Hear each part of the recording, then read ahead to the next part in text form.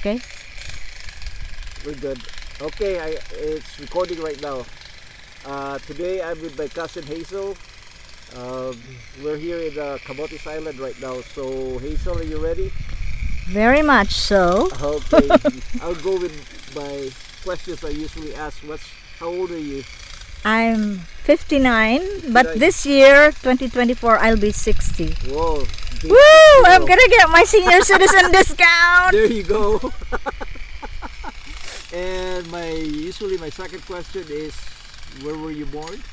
Yeah, I was actually born in Cebu in Sacred Heart Hospital, Okay. but we grew up in Bicol, my mom's province. My dad is from Cebu. Your dad and my dad are brothers, Okay. the Suson brothers, and my mom is from Bicol. So my dad thought we should move to Bicol where it's less political. Oh. Because the Suson Borromeo clan, where I come from, Okay. seems to be heavily into politics, and my dad wasn't. So he decided to live a more peaceful life in Bicol. My Okay. mom in Albay, where the Mayon volcano is. You know. Okay. I didn't even know that. I always thought that he went there because that's where his job Working. was. So there was a Yes, had something to do with gubot in Yeah. politics. okay. That's good to know. Okay, and can you tell me where you went to school, like Yeah. from grade school until Yeah. college? I actually started off my kinder to grade 1 in Silliman University. Why? Because my dad was assigned in Dumaguete. He worked with the DBP, Development Bank of the Philippines, and sort of every 2 years when he gets a promotion, he gets moved to another branch. So at that time, it was pre-martial law, Okay. 1971. I went to Silliman University for grade 1. Then we had to move back to Bicol for my grade 2 until grade 4. That's Okay. another 2 years. I went to the Bicol University Laboratory School, and then we moved to Samar, which is Catarman, Northern Samar. So I was part of the Catarman Pilot School just for a year, grade 5. And then back to Bicol for my grade 6, and that's where I graduated in my elementary grade in Bicol Wow. University. So you move around so much, but what is your main language then? Was it Ah, Dumaguete, Bisaya, Yes. and then Bicolano, Yeah, and then and then- Samar is Waray? and then you're taught English in Silliman. Yeah. Um, So what do you consider your my national language is Saksak Sinagol. It's called mix. Okay. It's mix. If you say it in English, it's a mix of several languages. Okay, but you basically you can understand. Oh yeah, You you even speak. you cannot sell me out Yeah. because I Like can speak Bisaya, several. Bicol, Tagalog. Waray. Wow. That's good. Okay, then where did you go to college? Wait, high school High muna. school. Yeah. Yeah. Part of my high school was in Samar still, St. Michael Academy, a Catholic school. Okay. And despite of me being a non-Catholic, I was at the top of the religion class because of good memorization of the litany, the rosary, and all the other prayers in the Catholic Church. Uh-huh. We decided to go to a Catholic church then because it had better standards of education Uh-huh. than the public school. Okay. So regardless of my religion, which is Baptist Christian, we went there to a Catholic school. And then for the last 2 years of my high school, I was back in Bicol again with Aquinas University, science-oriented high school. Okay. Then off to college in UP Diliman for my major in broadcast communications. So you went there for 4 years and graduated the Yes. Broadcast communication. Yes. So The most memorable part of it was that 1986 revolution happened, okay. and that was our finals project, a video for 5 minutes summarizing the EDSA revolution. Okay. So that was really great. I Do mean, you still have that video? I do. It's part of our school library. Okay. I want to see that video one of these days. Okay, so after graduating in 1986, what did you do then? After graduation, I did not actually go to work right away. I was like just doing random jobs, writing jobs, mostly script writing. But I did go to my internship after or during my last semester. I went to GMA for radio, GMA network, and for TV I went to 3 stations: RPN 9, IBC 13, and Channel 2. Then the Broadcast City, but it's no longer around. So What was your job? Were you a writer or you're the? I started out as a writer, yeah, Okay. and then I was taken in the Far East Broadcasting Company as a producer, radio producer. Oh wow. Yeah. So I did most of the in between the programs. We do drop-ins, station breaks. Uh-huh. Yeah. Okay. So after that, I remember you end up in Bacolod. Yes. How did that happen? Yeah, I got married for 13 years. I was with radio, Okay. and then I got married in 1997, and my husband and I were called to ministry in the urban poor sector in Bacolod. Oh. Yeah, my husband put up an NGO, microfinance, to help the urban poor women with entrepreneurial spirit, and all they needed was capital. So he was into micro lending. Okay. I went there with him. I resigned from my radio career, but was also absorbed in ABS-CBN Bacolod. Bacolod. Yeah, for 5 years on TV. Yeah. As still, what job were you doing? Oh, you do all sorts. When you're in a regional station, I did news, I did field reporting, I did in-house commercials. Uh-huh. So I was part of the corporate creative communications management team. Oh wow. But at nighttime, Uh-huh. they took me in as a newscaster for News Central Bacolod, which is like the local news, nightly news for Studio 23 in Manila. Oh, Yeah. But I didn't do it alone. I had a partner with me. right. And they had to put me up on a little stool Make so you I look could taller. make me look taller on TV. Because I'm only 4 feet 11, but I'm going to heaven. That's a good one. That's a good one. Oh, I get a question. How did your family became Baptist?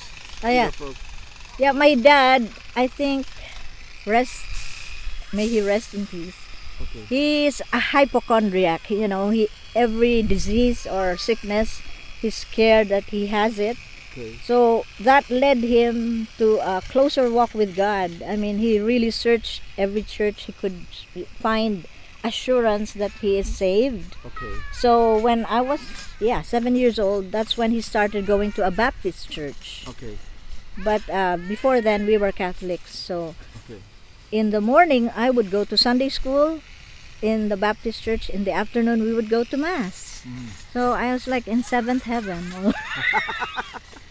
Just kidding. That's a good one. There's actually A TV ski show. place. Well, there's also in Whistler. It's called the Whistlers. Seventh Heaven. And we've been there, and Theo will tell you about it. You know?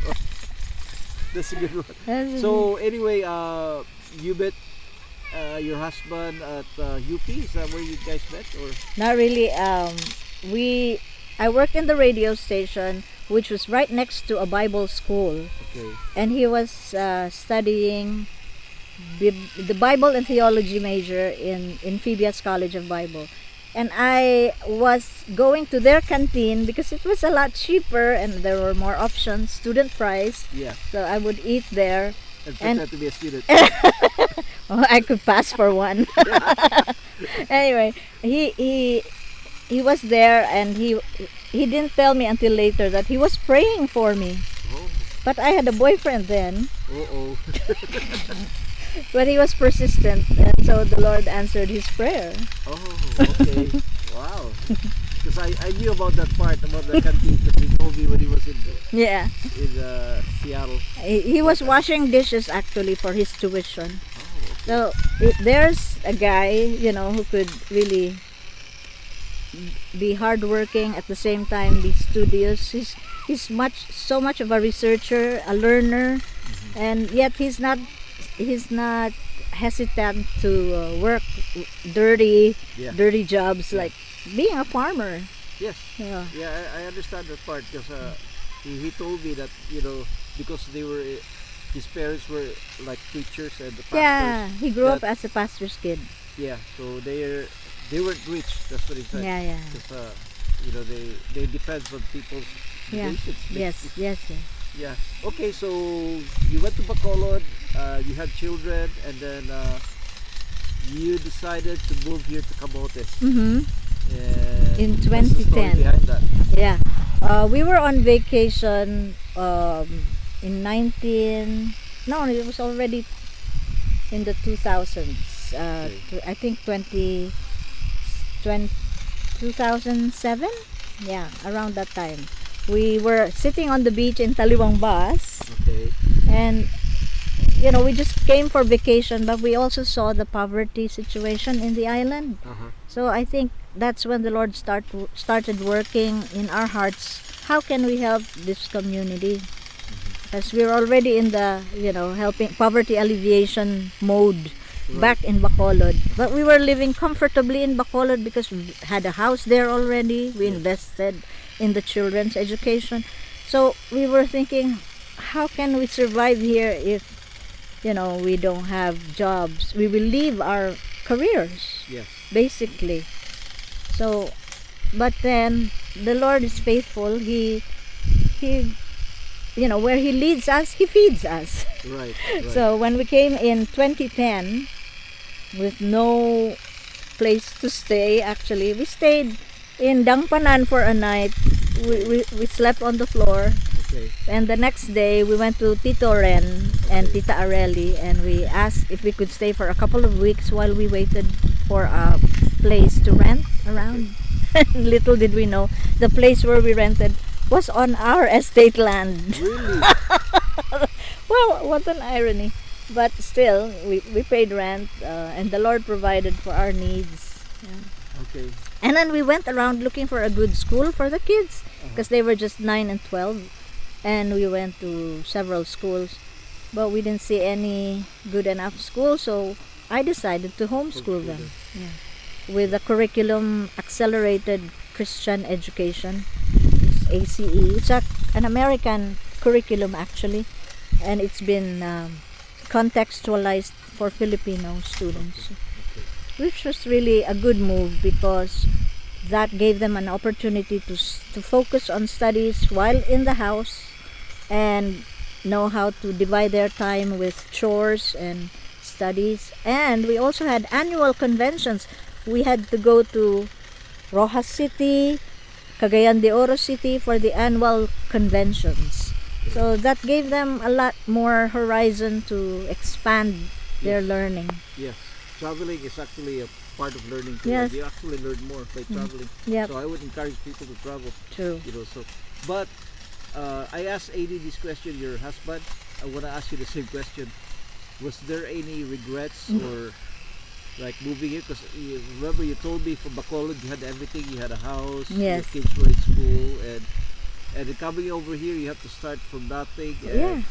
It wasn't an easy life. I would assume you went through a lot of hardship And adjustments, yeah. and adjustment. Yeah. Was there any regrets along the way, or To be honest, there were times when I would tell him, can we just live in the city and just come here like on weekends to do what needs to be done? But it was not a very viable solution. So I just had to adjust to, learning how to live in an island setting and to work with the community, because I'm not used to, that sort of way of life. I've been bred in the city for so long, so my thinking of food is you get it from the groceries. Yes. And it totally changed my paradigm when we had to plant it ourselves. Yes. We had to plant the staple here, which is corn, Mm-hmm. vegetables, and stuff. So it was really a life-changing decision, and the regrets may have come and gone, but basically we're now committed to Okay. living here and helping the community. Okay. The other part that I wanted to ask you about that is you have to give up your career. Yeah. I mean, that's, I don't know, that's probably, you went to school for it and Yes. you were very successful at it, Yeah. and I don't know how you will be able to deal with giving it up and starting all over, being business farmer basically. So Mm-hmm. was that the sacrifice, did it affect you or anything like that? Or I would say it wasn't too much to give up, because you've committed to something else, you've learned something new, and you try to excel at it. Our missionary verse actually is, let your light shine before men that they may see your good works and glorify God. It's not because of us and our efforts, but what we give back to God with the talents that He has provided us. yes, Yeah, and the resources too. yes, Life in the island isn't all, pie in the sky and relaxing. yes. People come here to relax, Uh-huh. but when you live here, it's a different story. That's true. Well, never know. I mean, right now, the city life is kind of hard too. So, Actually. I mean, people would come here and they think we're in paradise, It's basically. true. So, looking back, if you look at the whole picture, you never know. If you weigh it, Yeah. you never know. Maybe we had a better life than those people in the city. So, but, Yeah, I think it comes with in the seasons of life. uh, And when you were younger, you would go for city stuff, yes, all the gigs in the city. yes, But as you grow older and mature, not Yeah. just old by age, but when your mindset has matured, yes, you know the things that matter more, and you want to leave a legacy to your kids that are lasting yes. somehow. Okay, well, anything else you want to add? Remember, this video is basically for your family to watch later on in your life. So, is Yeah. there anything you want to, we can, Yeah. so, I'm really just very thankful to the Lord, first of all, for bringing me to this place, Camotes Island, and my dad, the legacy of my grandma, Mama Ding Ding, and your grandma, our grandma, with all the troubles with the estate yes, included. I'm still grateful that we have this privilege to work on the land and be good stewards of it, because some people, when they have lands, they don't feel the need to work it, to plow it, because I can just sell it and maybe get some money for my retirement. We don't think that way, because we know the Lord gave us this land for a very specific purpose, which is to help the community as well, yes, the farming community to be specific. And we became farmers ourselves, yes, because you cannot be in an armchair theorizing about farming and not doing the job yourself. Yes. So we got our hands dirty and hoping that the Lord would prosper, would bless, not us not us per se, but the people that need it most here in the island. Yeah. yes. That's a good way to look at it. That you have more than just living. You have a goal, or you have A a purpose. purpose in life, and basically you're doing it. So that puts everything in perspective. Yeah. If you look at it that way. Yeah. Yeah. And I don't force the kids to think the way we do. I mean, they have their own lives to live. Yes. Yeah. Yes. So we don't pressure them or anything to be farmers like us, Yes. but we just give them the value system that do something that has purpose and helps others, Yes. and the Lord will do the rest. I'm pretty sure 20 years from now, your kids will say, "Thank God we live in Camotes during our childhood." Mhm. I'm pretty sure that's gonna happen. You know, Yeah. they don't. Right now, it's probably not in their mind, but Yeah. 20 years from now, they'll say, "Wow, we went through this." You know, Yeah. living in an island. You know, so Mm-hmm. and that's about it. We're done. Yeah. That was fast. Yes. Thank you. Thank you. All right.